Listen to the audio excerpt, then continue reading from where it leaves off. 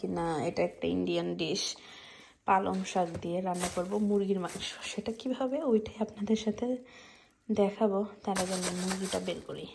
এই তো সবগুলো হচ্ছে লেগ পিস, মানে মুরগি না, লেগ পিস দিয়ে এই পালং শাকটা আমি রান্না করব। কিছুক্ষণ পর আমি আর এটা দেখাইনি, হলুদ মরিচ লবণ দিয়ে এই চিকেনটাকে ভেজে নিয়েছি। নর্মালি সবাই পারবে এই আর কি, তাই আমি দেখাইনি।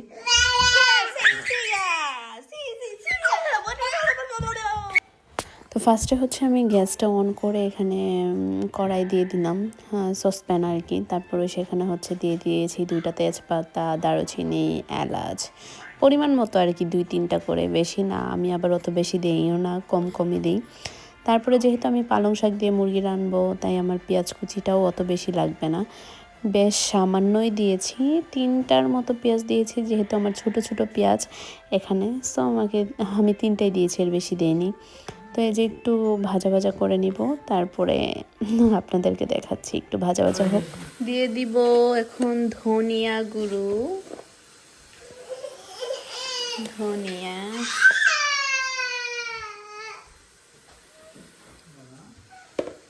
তারপরে হচ্ছে এটা মরিচের গুঁড়া, মরিচের গুঁড়া একটু কমই দিব। তারপরে হচ্ছে জিরা,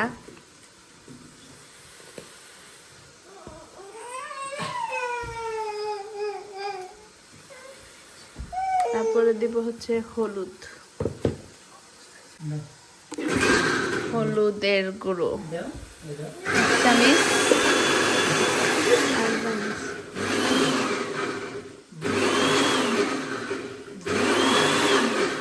আদা রসুন পেস্ট করা হচ্ছে। এখন এখানে হালকা একটু পানি দিয়ে মশলাটাকে কষিয়ে দিব। এখানে দিয়ে দিয়েছি একটু আদা রসুন পেস্ট,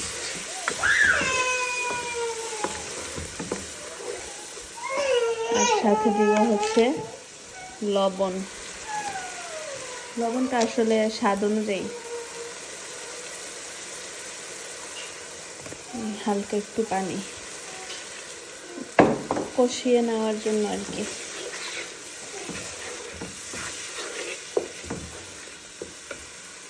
এখানে পালং শাক সুন্দর মতো ধুয়ে নেওয়া হয়েছে, কুচি কুচি করে কেটে কেটে কেটে।